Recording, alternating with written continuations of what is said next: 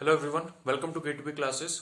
इस लेक्चर में हम स्ट्रेंथ ऑफ मटेरियल्स के कुछ प्रीवियस ईयर क्वेश्चंस डिस्कस करेंगे जो कि जम्मू एंड कश्मीर के जेई के सिविल के एग्जाम में पूछे गए हैं। ठीक है। इसके अलावा हमने आरसीसी के, सॉइल मैकेनिक्स के, सर्वेइंग के, फ्लूइड मैकेनिक्स के और कंस्ट्रक्शन मैनेजमेंट के क्वेश्चंस प्रीवियस ईयर डिस्कस किए हैं। ठीक है।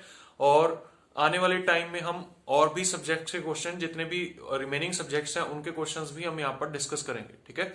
तो जो भी स्टूडेंट्स जे के लिए जेई की तैयारी कर रहे हैं, ठीक है, तो उनके लिए प्रीवियस ईयर क्वेश्चंस बहुत ज्यादा इंपॉर्टेंट रहने वाले हैं।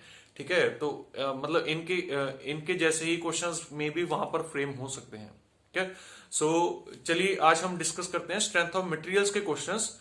ठीक है। तो हम वन बाय वन हर एक क्वेश्चन यहाँ पर देखेंगे। तो let's see the first question.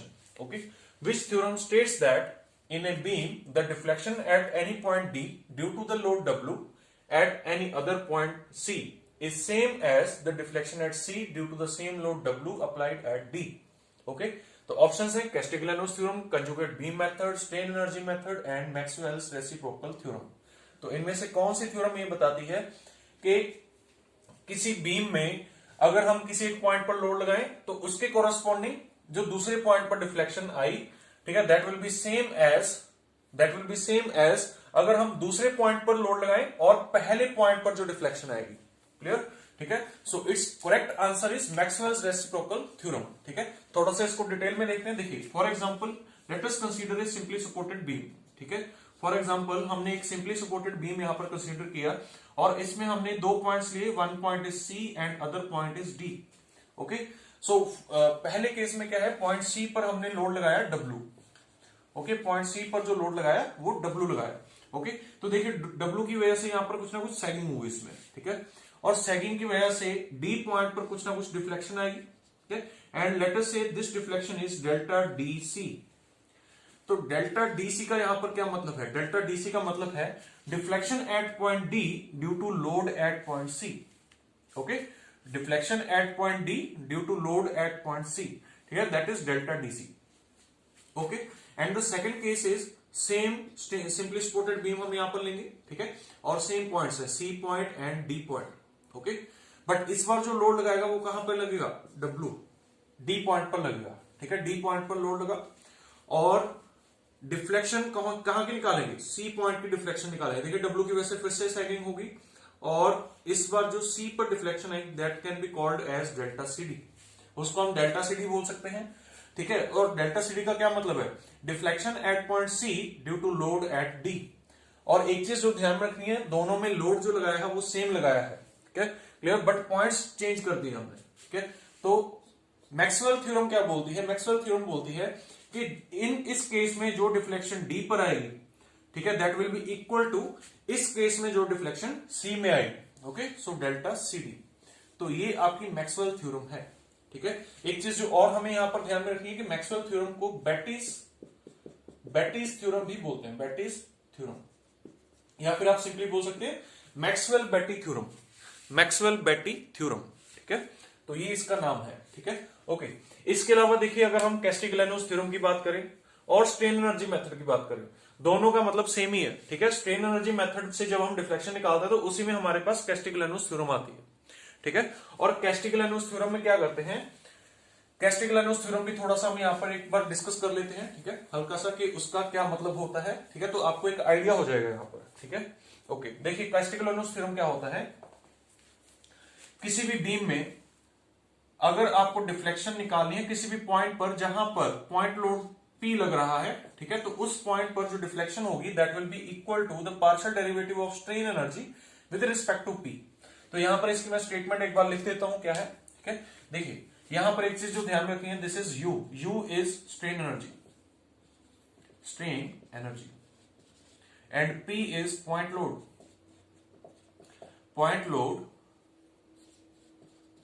at point where deflection is to be calculated. Okay, so statement क्या है? Castigliano's theorem states that Castigliano's theorem states that deflection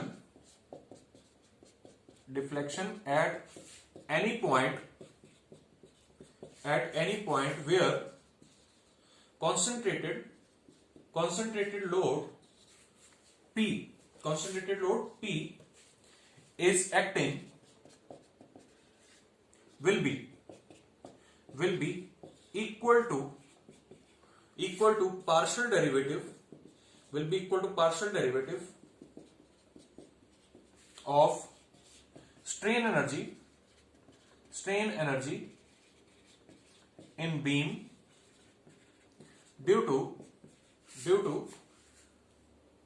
strain energy in beam with respect to P. Okay, so this is the statement of Castigliano's theorem. क्या बोल रही है कि deflection किसी भी point पर जहां पर कॉन्सेंट्रेटेड लोड P लग रहा है किसी भी बीम में, ठीक है, that will be equal to the partial derivative of the strain energy. Strain energy क्या है? U, ठीक है, स्ट्रेन एनर्जी का partial derivative with respect to P, that is the Castigliano's theorem. Okay, तो ये हमें यहां पर ध्यान रखना है। Okay, so this is your Castigliano's theorem. इसके अलावा अब हम देख लेते हैं एक बार कंजुगेट बीम मेथड, ठीक है, और यही आपका स्ट्रेन एनर्जी मेथड भी है, ठीक है। ओके, कंजुगेट बीम मेथड देखिए क्या होता है।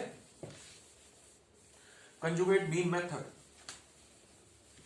देखिए, फॉर एग्जांपल कोई भी आपके पास एक बीम है, ठीक है, फॉर एग्जांपल जैसे हमने एक कैंटिलीवर बीम बना ली यहां पर, ठीक है, तो कैंटिलीवर बीम बना लिया है, ठीक है, और कैंटिलीवर बीम पर किसी जो फ्री एंड है, फ्री एंड पर क्या लग रहा है? पॉइंट लोड लग रहा है, ठीक है। तो इस बीम में जो बेंडिंग मोमेंट डायग्राम बनेगी, ठीक है, इस बीम में जो बेंडिंग मोमेंट डायग्राम बनेगी, दिस इज योर बीएमडी, ठीक है, बीएमडी बेंडिंग मोमेंट डायग्राम। तो अगर आप बेंडिंग मोमेंट डायग्राम को लोडिंग डायग्राम बना दें, ठीक है, अब इसको एक नया क्वेश्चन मान के चलो। देखिए, जो बेंडिंग मोमेंट डायग्राम बनी उसको आप एक नया लोडिंग डायग्राम मान के चलो, जिसमें ये एक बीम है और इस बीम पर एक बेंडिंग मोमेंट डायग्राम की शेप का लोड लग रहा है। देखिए, ये लोड लग रहा है, बेंडिंग मोमेंट डायग्राम की शेप का लोड लग रहा है, ठीक है। और एक चीज जो हमें और ध्यान रखनी है, जो ओरिजिनल बीम में फिक्स्ड एंड था वो कंजुगेट बीम में क्या बन जाएगा? फ्री एंड बन जाएगा, और जो यहां पर फ्री एंड था वो यहां पर क्या बन जाएगा? फिक्स्ड एंड बन जाएगा। तो इसको हम क्या बोलेंगे? फिर इसको हम बोलेंगे कंजुगेट बीम, ठीक है। तो कंजुगेट बीम सिंपली एक ऐसा बीम है जिसमें बेंडिंग मोमेंट डायग्राम का आप क्या बना देते हो? लोडिंग डायग्राम बना देते हो, फ्री एंड को फिक्स एंड बना देते हो और फिक्स एंड को फ्री एंड बना देते हो। और अगर बीम सिंपली सपोर्टेड है तो बीम सिंपली सपोर्टेड ही रहेगा, ठीक है, ठीक है।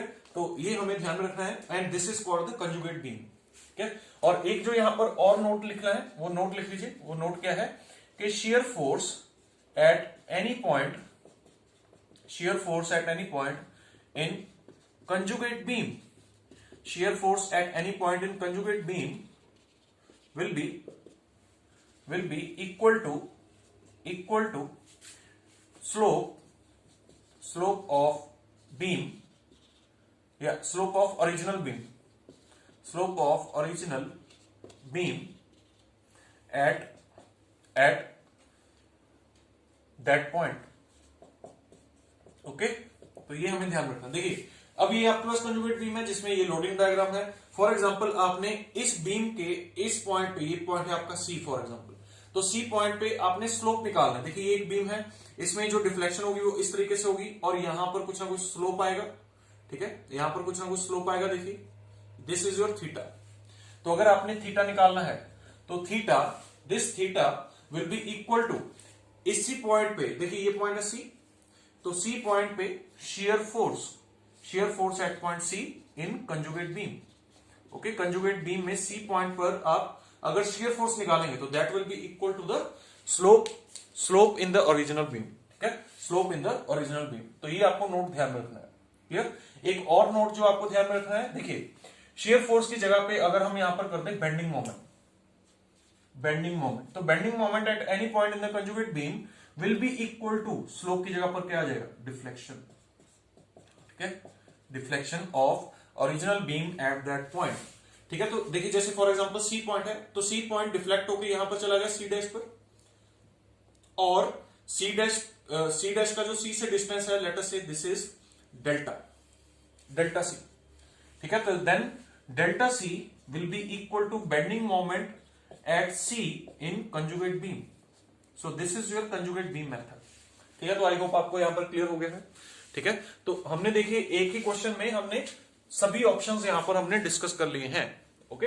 Now next question is what shall be the maximum shear stress in a simply supported beam of span 3 meter having a point load of 4 kilonewton at the center of the beam? very very simple question, ठीक है। तो ये तो आप कर सकते हैं बहुत इजीली। और इसमें ऑप्शंस देखिए क्या क्या है, 4 kilo Newton, 2 kilo Newton, 6 kilo Newton and 8 kilo Newton, ठीक है। तो आपके पास एक बीम है, ठीक है, और सिंपली सपोर्टेड बीम है। सिंपली सपोर्टेड बीम में एक हिंज सपोर्ट होती है और एक रोलर सपोर्ट होती है, और इसके बिल्कुल सेंटर में लोड लग रहा है 4 किलो न्यूटन और पॉइंट लोड लग रहा है, ठीक है। Let us say this point is A and this point is B. और अगर इसका हम फ्री बॉडी डायग्राम बनाए तो फ्री बॉडी डायग्राम कैसा बनेगा, ए पॉइंट पर दो रिएक्शंस आएंगे, वी एंड एच ए, और बी पॉइंट पर एक रिएक्शन आएगा, वी बी, ओके। एंड इस पॉइंट पर जो सी पॉइंट है, दिस इज सी पॉइंट, और सी पॉइंट पर जो पॉइंट लोड लग रहा है this is 4 kilo Newton, clear, ठीक है। देखिए यहां पर क्या आएगा, एच ए 0 आएगा, H A will be equal to 0 and V A will be equal to V B will be equal to 2 kilo newton. कैसे, बिल्कुल सिमेट्रिक बीम है, सिमेट्रिक लोडिंग है। सिमेट्रिक लोडिंग के केस में रिएक्शंस क्या आते हैं, इक्वल आते हैं। तो अगर वी ए और वीबी इक्वल है, ठीक है, तो इक्वली डिवाइड करो 4 किलो न्यूटन को, तो कितना आएगा, 2 किलो न्यूटन। तो V A and V B will be equal to 2 kilo newton. अब हमें इसमें क्या निकालना है, मैक्सिमम शियर स्ट्रेस निकालना है, सॉरी मैक्सिमम शियर फोर्स निकालना।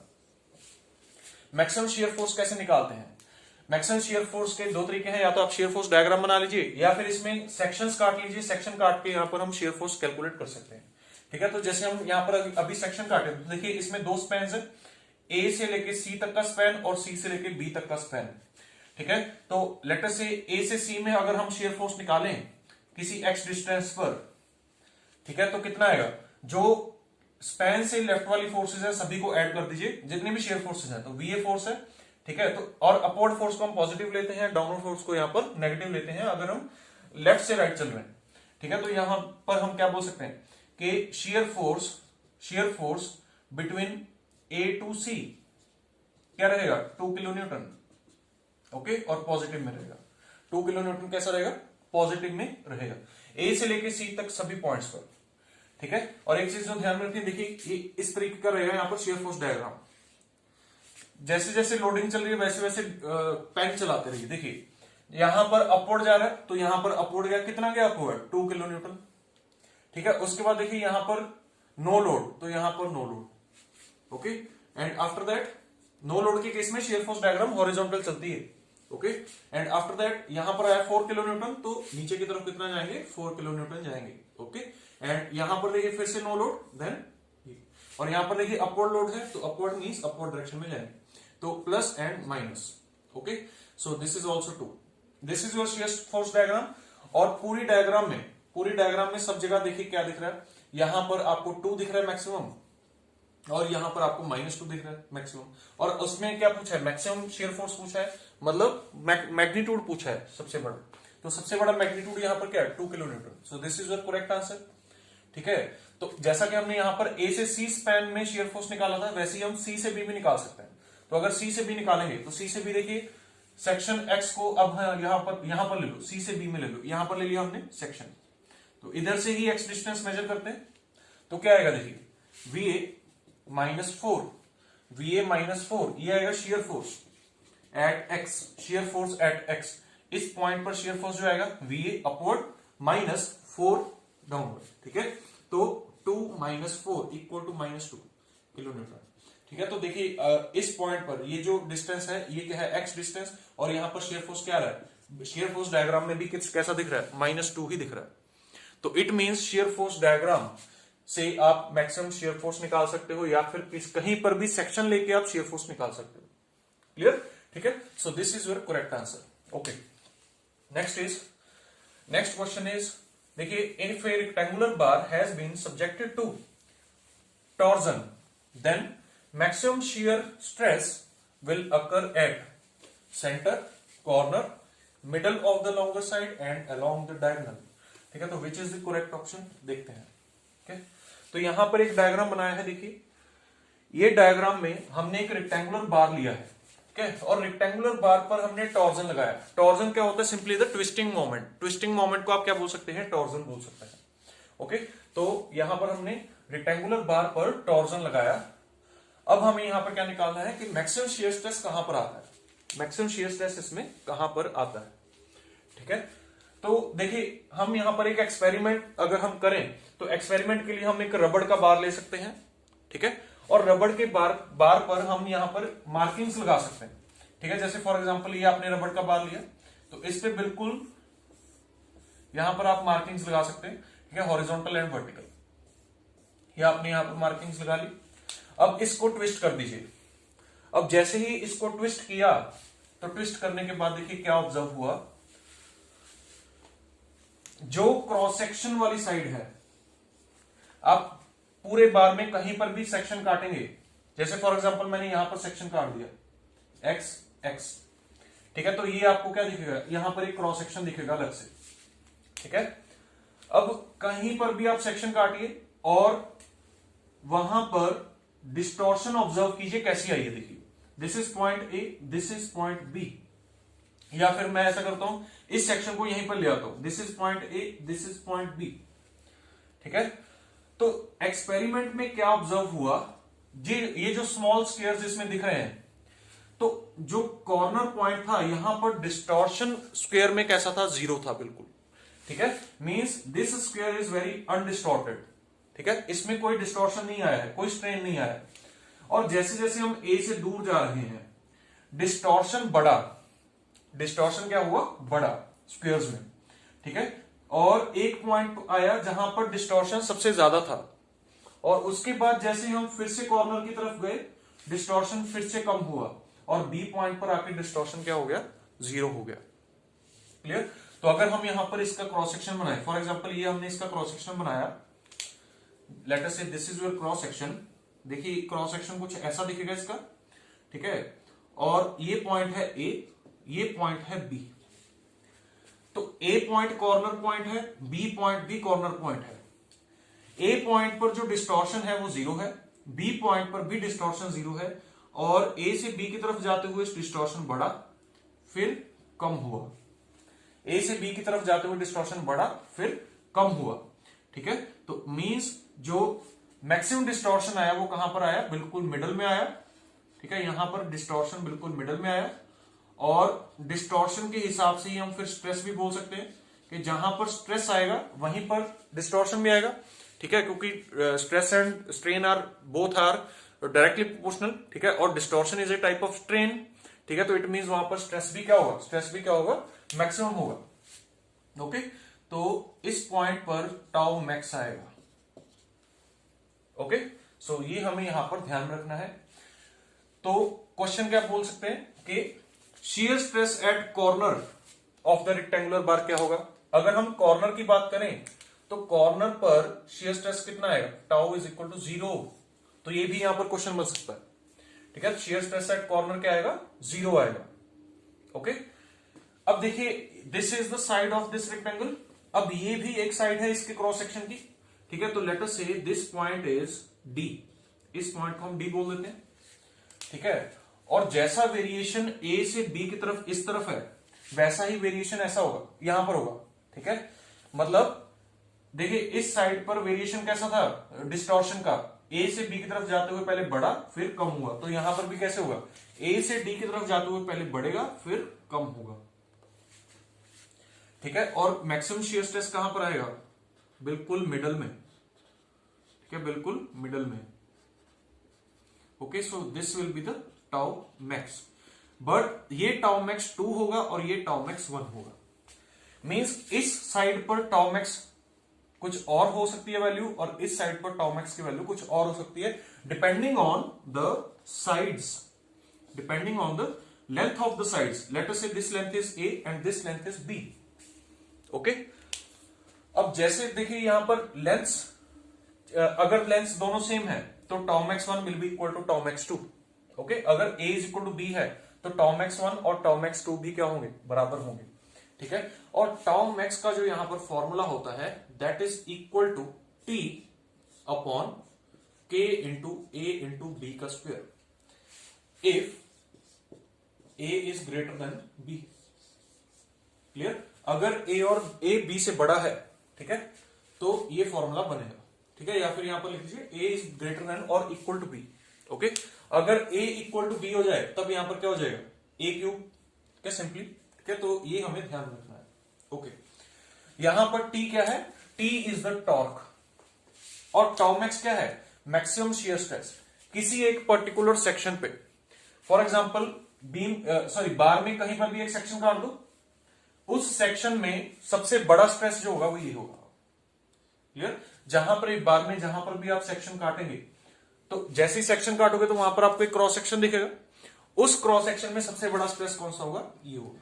Tau max will be equal to T upon K A B square where T is the torque, tau max is the maximum shear stress, K is a constant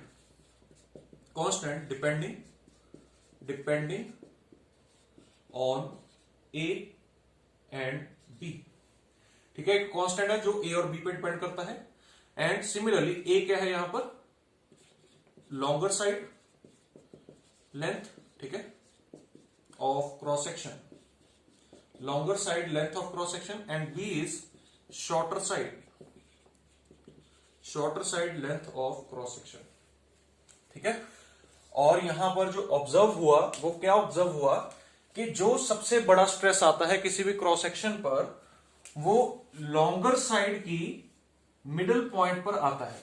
तो it means यहां पर option correct कौन सा होगा, C option will be the correct option.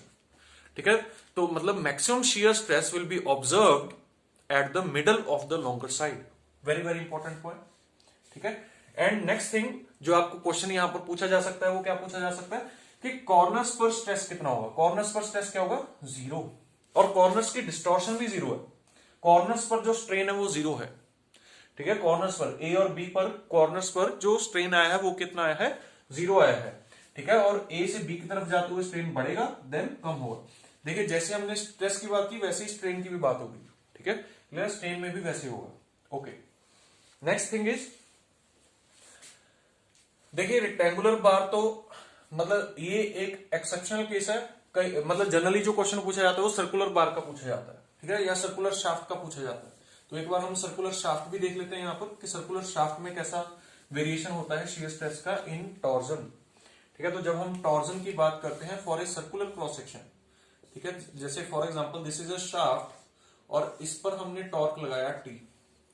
ठीक है, तो in that case tau max will be equal to T into R upon IP, where T is torque, R is the radius of the shaft. ठीक है, clear है, आप simply बोल सकते हैं कि radius of the section of the shaft. Okay, and IP is the polar moment of inertia. IP is the polar area moment of inertia. ठीक है, IP is polar area moment of inertia, okay, of cross section of shaft. Clear? polar area moment of inertia है, और polar area moment of inertia कौन सा होता है, मतलब cross section के जो परपेंडिकुलर एक्सिस है। ठीक है, क्रॉस सेक्शन का जो परपेंडिकुलर एक्सिस है, ठीक है, परपेंडिकुलर एक्सिस ये देखिए, ये आपका परपेंडिकुलर एक्सिस है क्रॉस सेक्शन का। ठीक है, दिस इज द शाफ्ट, और इसके बिल्कुल जो लॉन्गिट्यूडनल एक्सिस है, लॉन्गिट्यूडनल एक्सिस के अबाउट जो इसका मोमेंट ऑफ इनर्शिया आएगा that will be called the IP, area moment of inertia. Okay, and this is equal to pi by 32 D की power 4। Okay, pi by 32 D की power 4, this is IP. Okay, so ये तो हमें generally formula पता होता है। Okay, so this is your tau max. हमें यहां पर शियर स्ट्रेस की वेरिएशन की बात कर रहे थे, तो शियर स्ट्रेस के वेरिएशन की बात, शियर स्ट्रेस की बात जब हम करेंगे तो टी आर अपॉन आईपी आएगा, और आर यहां पर रेडियस है। ठीक है, और मैक्सिमम शियर स्ट्रेस कहां पर आएगा, मैक्सिमम शियर स्ट्रेस आएगा at the periphery of the shaft. ठीक है, तो अगर यहां पर हम शियर स्ट्रेस डिस्ट्रीब्यूशन बनाएं तो शियर स्ट्रेस डिस्ट्रीब्यूशन ऐसा बनेगा। देखिए शियर स्ट्रेस डिस्ट्रीब्यूशन जो बनेगा वो ऐसा बनेगा कुछ, this is your shear stress distribution. और जो सबसे बड़ा शियर स्ट्रेस आ रहा है वो कहां पर आ रहा है, पेरिफेरी पे आ रहा है, इस पॉइंट पर आ रहा है या इस पॉइंट पर आ रहा है, ठीक है। और जितने भी सरफेस पर पॉइंट्स है सभी पर शियर स्ट्रेस क्या होगा, मैक्सिमम होगा under the torsion. Okay, so these were the three questions of strength of materials. Now we will discuss the next questions. Okay,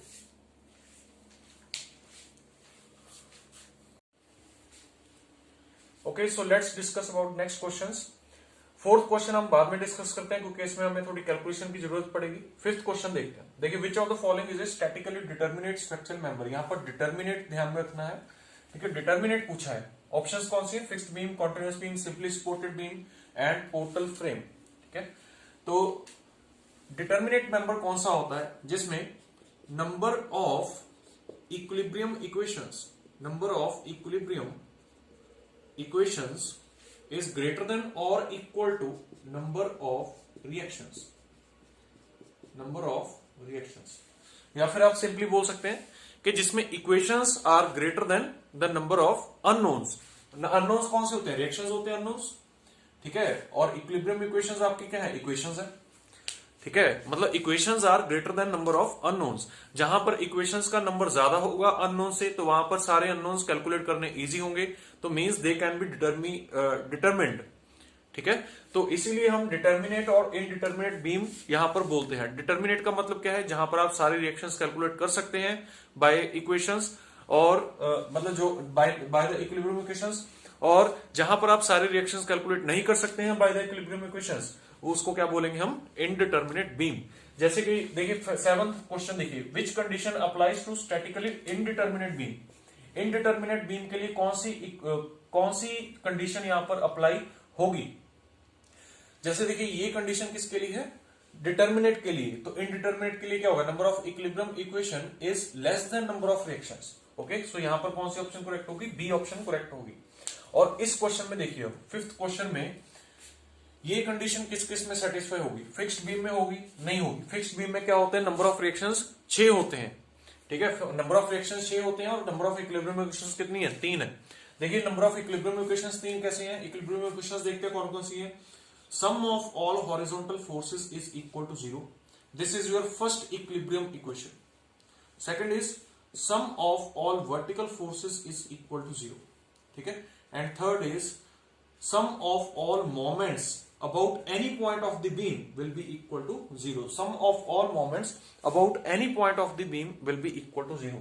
Or you can say this as net moment. Net moment will be equal to 0. इसको क्या बोल सकते हैं, net horizontal force. Net horizontal force will be equal to 0. इसको क्या बोलेंगे, net vertical force will be equal to 0. तो चाहे आप net vertical force बोल लीजिए, चाहे आप sum of all vertical forces बोल लीजिए, बात सेम है, ठीक है। सिमिलरली यहां पर net moment is equal to 0 बोल लीजिए, या फिर sum of all moments about any point of the beam will be equal to 0, ठीक है। So these are the equilibrium equations, ठीक है। तो 3 इक्विलिब्रियम इक्वेशंस है हमारे पास। और फिक्स्ड बीम में टोटल रिएक्शंस कितने होते हैं, 6 होते हैं। कॉन्टिन्यूअस बीम में कितने भी रिएक्शंस हो सकते हैं, ठीक है, 3 से ज्यादा ही होंगे। लेकिन सिंपली सपोर्टेड बीम में 3 रिएक्शंस होते हैं। सिंपली सपोर्टेड बीम में कितने रिएक्शंस होते हैं, 3, क्योंकि इसमें एक हिंज सपोर्ट रहती है, एक रोलर सपोर्ट रहती है। हिंज सपोर्ट पे 2 रिएक्शंस आते हैं और रोलर सपोर्ट पे 1 रिएक्शन आता है। तो यहां पर करेक्ट ऑप्शन कौन सा है, करेक्ट ऑप्शन कौन सा है, C option. Okay, and frames are all the indeterminate members. Frames जो है वो इनडिटर्मिनेट मेंबर्स होते हैं। Okay, next question is 6th question. On a stressed body there are points on which shear stress is 0। कुछ points होते हैं किसी भी स्ट्रेस्ड बॉडी में जहां पर शियर स्ट्रेस 0 होता है। उन पॉइंट्स को हम क्या बोलते हैं, उन पॉइंट्स को हम बोलते हैं प्रिंसिपल प्लेन्स। प्रिंसिपल प्लेन्स की बेसिक डेफिनेशन जो है वो क्या है, the planes on which shear stress is 0। जिन प्लेन्स पर शियर स्ट्रेस 0 होता है, ठीक है। और प्रिंसिपल प्लेन्स में क्या होता है, मतलब पूरी स्ट्रेस्ड बॉडी में सबसे बड़ा स्ट्रेस जो आएगा वो प्रिंसिपल प्लेन पे आएगा और सबसे छोटा स्ट्रेस भी प्रिंसिपल प्लेन पे आएगा। मैक्सिमम से मैक्सिमम स्ट्रेस पूरी स्ट्रेस्ड बॉडी में जो आएगा वो किस पे आएगा, प्रिंसिपल प्लेन पे आएगा। और सबसे छोटा स्ट्रेस, मिनिमम से मिनिमम स्ट्रेस भी जो आएगा वो किस पे आएगा, प्रिंसिपल प्लेन पे आएगा। जिस पर सबसे बड़ा स्ट्रेस आ रहा है उसको हम क्या बोलते हैं, मेजर प्रिंसिपल प्लेन। और जिस पर सबसे छोटा स्ट्रेस आ रहा है उसको हम क्या बोलते हैं, माइनर प्रिंसिपल प्लेन। ओके, या माइनर प्रिंसिपल स्ट्रेस। ओके। और प्रिंसिपल प्लेन्स की जो बेसिक डेफिनेशन है वो हम क्या बोल सकते हैं कि shear stress is zero on this plane। Okay, so this is the correct option, principal plane. Okay, देखिए शियर प्लेन्स वही होते हैं जिन पर शियर स्ट्रेस लगता है। Normal planes means perpendicular planes. Normal का मतलब क्या होता है? परपेंडिकुलर, तो परपेंडिकुलर प्लेन्स। ऑर्थोगोनल प्लेन्स का भी क्या मतलब है? Perpendicular planes. ऑर्थोगोनल का मतलब क्या होता है? परपेंडिकुलर, तो मींस ऑर्थोगोनल प्लेन्स का भी मतलब क्या है? परपेंडिकुलर। ठीक है, तो इनमें से तो कोई ऑप्शन नहीं बन रही है, principal plane is the correct option. Okay, next question is, देखिए अब मैं जितने हमने क्वेश्चंस डिस्कस कर लिए हैं उनको मैं इरेज कर रहा हूं। फिफ्थ हमने डिस्कस कर लिया है, सिक्स्थ कर लिया है, सेवंथ कर लिया है। ठीक है, तो इनको मैं बीच में से इरेज कर रहा हूं क्योंकि अभी हमें यहां पर कुछ न्यूमेरिकल क्वेश्चंस करने हो सकते हैं। ओके,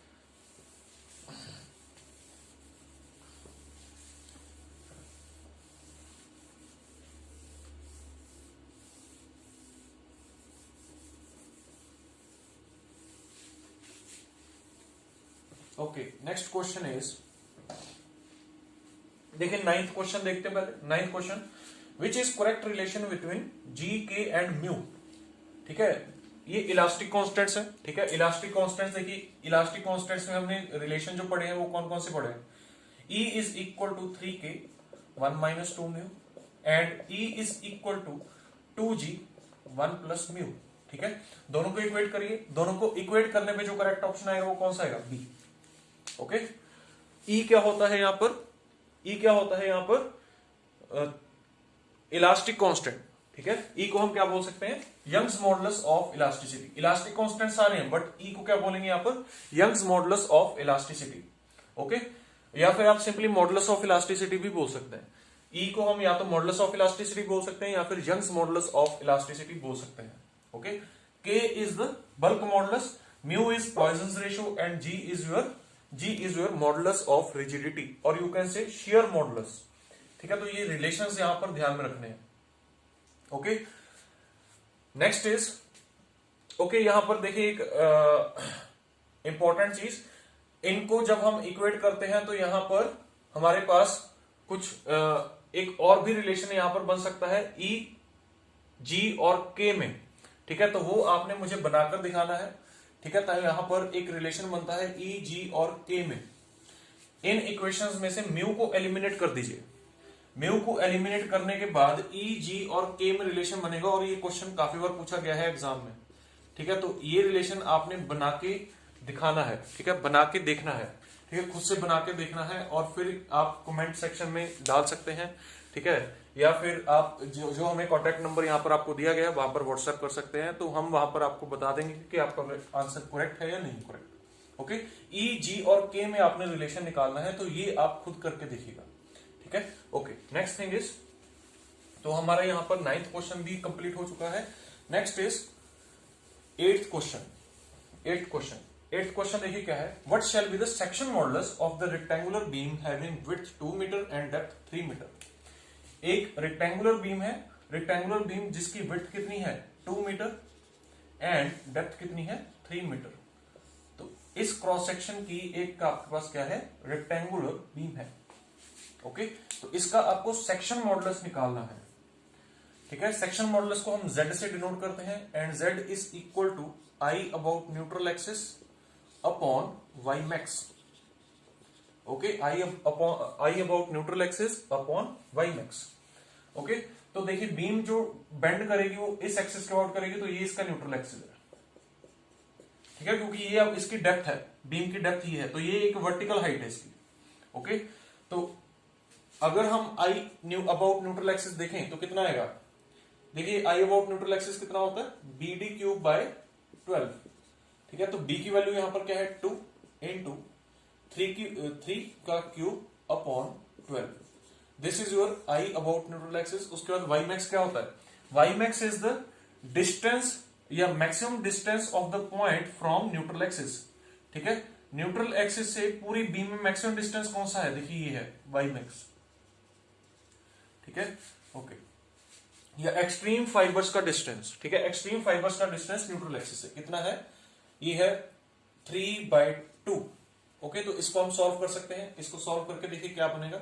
दिस इज 6 एंड 3 का क्यूब अपॉन 6 इंटू 2 अपॉन 3। तो इसको सॉल्व किया तो ये 3 और आंसर क्या आएगा 3। ठीक है, so correct answer is B option. तो 3 मीटर क्यूब। देखिए मीटर क्यूब इसका यूनिट कैसा है, आई का यूनिट क्या होता है, आई का यूनिट होता है मीटर की पावर 4 और वाई का यूनिट क्या होता है मीटर। तो आपको यहां पर जो एक इंपॉर्टेंट चीज ध्यान में रखनी है वो क्या है कि सेक्शन मॉडुलस का जो यूनिट होता है वो कितना होता है मीटर क्यूब। ओके, ठीक है। Okay, next is question number 4। Question number 4,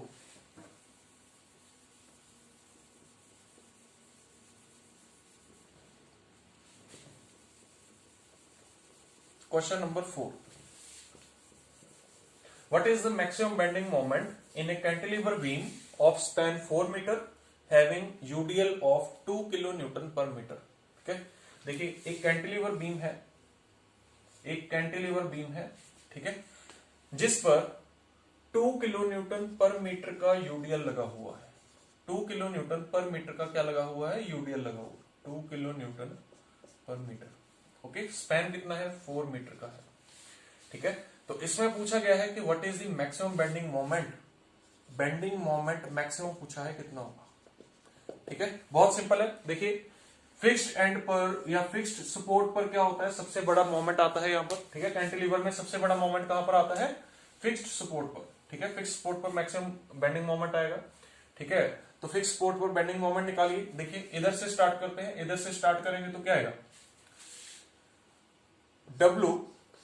W is this.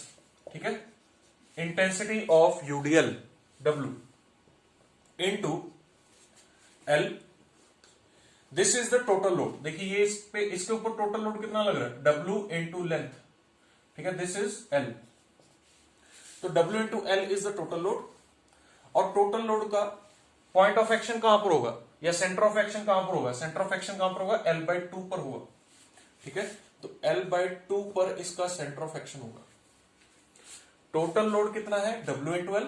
ठीक है, और इंटू L/2 क्या आएगा, L/2 इज द मींस वो पॉइंट जहां पर इसका सेंटर ऑफ एक्शन है, और L/2 डिस्टेंस कहां से है, जिस पॉइंट पर आप मोमेंट निकाल रहे हो, जिस पॉइंट पर हम मोमेंट निकाल रहे हैं वहां से इसका डिस्टेंस है। ठीक है, इस पॉइंट पर हमें मोमेंट निकालना है, इस पॉइंट से इसके सेंटर ऑफ एक्शन का डिस्टेंस कितना है, L/2। ठीक है, तो बस यही निकालना था। ठीक है, तो W इज 2 इंटू L कितना है 4 into L 4/2। Okay, so answer is 16 kilo newton metre. ठीक है, so this is your maximum bending moment. Clear. ठीक है, चलिए देखते हैं नेक्स्ट क्वेश्चन।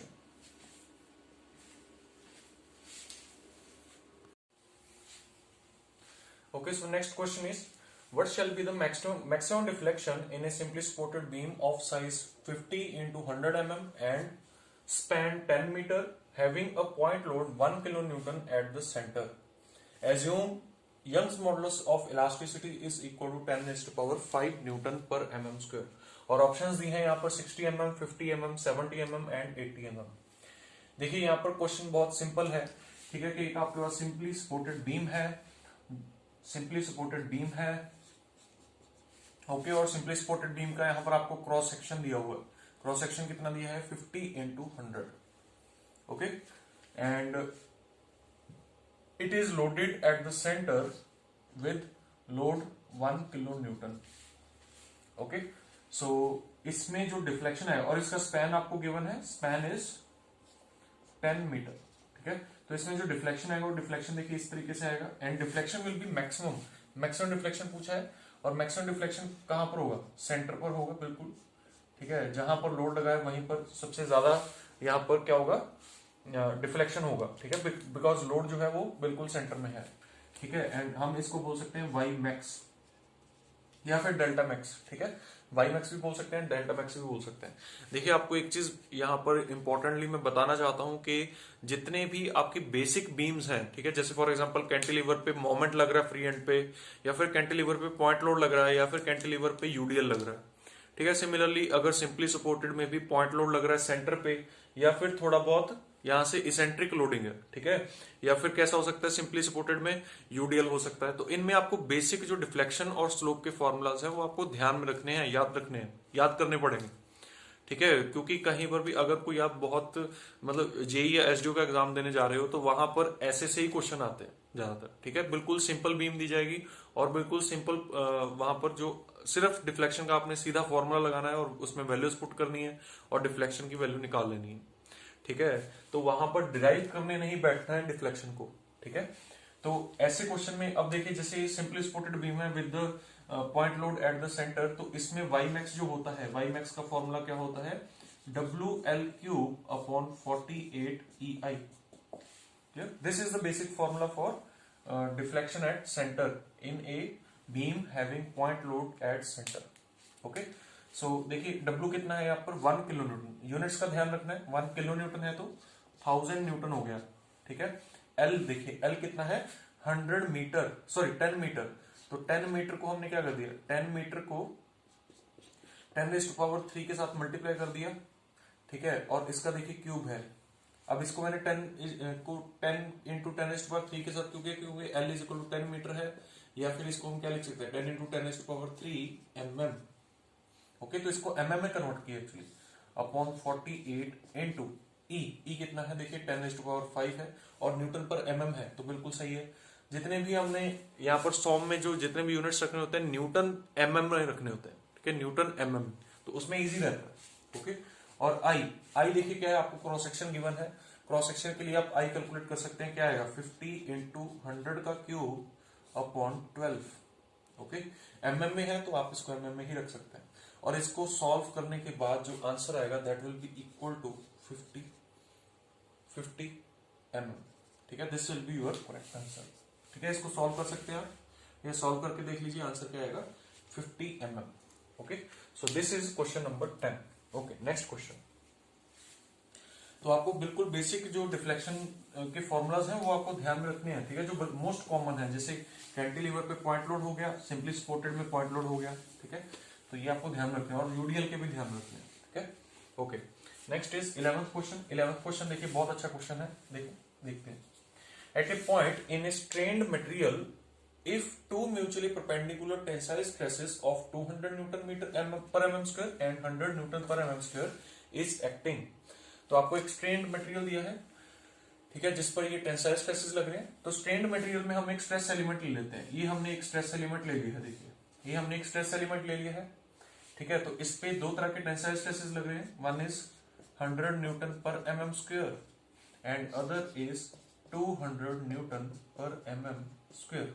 तो सिमिलरली इस तरीके से। Okay, then what will be the intensity of tangential stress on plane inclined at 15 degree to the axis of minor stress. Very very important. ठीक है, देखिए सबसे पहले तो आपको एक चीज ध्यान रखनी है, ये जो एग्जांपल है, ठीक है, इस एग्जांपल में हम बोल सकते हैं कि जो 100 न्यूटन पर mm स्क्वायर है और 200 न्यूटन पर mm स्क्वायर है, ये दोनों क्या है, प्रिंसिपल स्ट्रेसेस हैं। प्रिंसिपल स्ट्रेसेस क्यों है, क्योंकि इस प्लेन पर कोई भी शियर स्ट्रेस नहीं दिया है आपको, इस प्लेन पर कोई भी शियर स्ट्रेस नहीं है, shear stress is equal to 0 इस प्लेन पर, और इस प्लेन पर भी शियर स्ट्रेस क्या है 0 है, और जिस प्लेन पर शियर स्ट्रेस 0 होता है उसको हम क्या बोलते हैं, प्रिंसिपल प्लेन बोलते हैं। ठीक है, और प्रिंसिपल प्लेन्स में ये दोनों प्रिंसिपल प्लेन्स हैं, और दोनों ही प्रिंसिपल प्लेन्स जो होते हैं they are always mutually perpendicular. ठीक है, principal planes are always mutually perpendicular. तो यहां पर भी देखिए आपको ये दोनों प्लेन्स कैसे दिख रहे हैं, परपेंडिकुलर दिख रहे हैं। तो दूसरी चीज जो यहां पर है वो क्या है कि ये देखिए ये छोटा प्रिंसिपल स्ट्रेस है और ये बड़ा प्रिंसिपल स्ट्रेस है, तो इसको हम क्या बोलेंगे, minor principal stress, minor principal stress, और ये क्या है, मेजर। ठीक है, तो आपको प्रिंसिपल स्ट्रेसेस तो यहीं पर मिल गए हैं। ठीक है, अब हमें क्या निकालना है, यहाँ पर शियर स्ट्रेस निकालना है। सॉरी, हाँ देखिए यहाँ पर क्या बोला है, टेंजेंशियल स्ट्रेस। किसी भी प्लेन के लिए टेंजेंशियल स्ट्रेस कैसा होगा, किसी भी प्लेन के लिए टेंजेंशियल स्ट्रेस कैसा होगा, जैसे फॉर एग्जांपल ये प्लेन है, तो इस प्लेन पे टेंजेंशियल स्ट्रेस ये है, देखिए ये इसका टेंजेंशियल स्ट्रेस, इस प्लेन के लिए टेंजेंशियल स्ट्रेस ऐसा है। ठीक है, तो यहां पर भी हमें टेंजेंशियल स्ट्रेस निकालना है, कहां, किस प्लेन पर, जो कि 15 डिग्री है to the axis of minor axis, minor stress. तो माइनर स्ट्रेस जो है ये है आपका माइनर स्ट्रेस। ठीक है, माइनर स्ट्रेस की एक्सिस के साथ कैसा हो, माइनर स्ट्रेस की एक्सिस के साथ कैसा हो, 15 डिग्री पे हो। ठीक है, तो माइनर स्ट्रेस जो है ये माइनर स्ट्रेस है, इसका एक्सिस देखिए ये है। ओके, इसका माइनर स्ट्रेस का एक्सिस ऐसा है। ठीक है, तो इस एक्सिस के साथ 15 डिग्री पे, इस एक्सिस के साथ 15 डिग्री पे कैसा होगा, इस एक्सिस के साथ 15 डिग्री पे ऐसा होगा, देखिए, ठीक है, दिस इज 15 डिग्री। तो अगर ये 15 डिग्री है, ये 90 डिग्री हो गया, और ये 90 डिग्री है, तो ये कितना हो गया, ये हो गया आपका 75 डिग्री। ओके, ये हो गया 75 डिग्री, ठीक है। और अगर ये 75 डिग्री है तो ये कितना हो जाएगा, ये कितना हो जाएगा, ये हो जाएगा 105 डिग्री। Okay, 105 degree. तो देखिए जनरली हम क्या करते हैं, इस प्लेन को हम हमेशा रेफरेंस मान के चलते हैं, इस प्लेन को हम रेफरेंस मान के चलेंगे। देखिए ये प्लेन आपका रेफरेंस है, तो इस रेफरेंस प्लेन के साथ जो एंगल है, सॉरी, रेफरेंस प्लेन के साथ जो प्लेन का एंगल है वो कितना है, 105 डिग्री। और जनरली हम जो एंगल यहां पर कैलकुलेट करते हैं वो कैसे करते हैं, clockwise, sorry, anti clockwise angle हम कैलकुलेट करते हैं हमेशा। एंटी क्लॉकवाइज एंगल हमने देखना होता है रेफरेंस प्लेन के साथ, ठीक है। तो 105 डिग्री एंगल है, तो 105 डिग्री के साथ अब हम यहाँ पर स्ट्रेस कैलकुलेट करके देख लेते हैं। देखिए कितना आएगा, stress will be equal to, देखिए हमें यहाँ पर टेंजेंशियल स्ट्रेस निकालना है, तो tangential stress on an oblique plane क्या होता है, tangential stress on an oblique plane, अगर ये ऑब्लिक प्लेन ए बी है तो टाउ ए बी क्या होगा, tau A B will be equal to sigma X minus sigma Y into sine theta cos theta minus tau X Y cos square theta minus sine square theta. Okay, तो इस diagram में आपके पास tau X Y की value क्या है, देखिए ये क्या है आपका सिग्मा एक्स, ये है आपका सिग्मा वाई, और टाउ एक्स वाई ये होता है, और टाउ एक्स वाई इस क्वेश्चन में क्या दिया हुआ है, 0 दिया हुआ है, क्योंकि शेयर स्ट्रेस दिया ही नहीं हुआ इसमें, ठीक है। तो दिस थिंग विल बी 0, तो ये कैंसिल हो जाएगा, ये तो 0 आ गया। अब सिग्मा एक्स कितना है यहाँ पर, सिग्मा एक्स है 100 माइनस सिग्मा वाई कितना है 200, okay, 100 minus 200, and sine theta क्या है, sine theta is sine of 105, and cos theta क्या है, कॉस ऑफ 105। इसको सॉल्व कर लीजिए, आंसर आ जाएगा -100 into sine of 105 and cos of 105। इसको सॉल्व करने के बाद जो आंसर आएगा आपके पास वो कितना आएगा, 25 न्यूटन पर mm square. Okay, so this is your correct answer. Okay, so अब देखते हैं नेक्स्ट क्वेश्चन।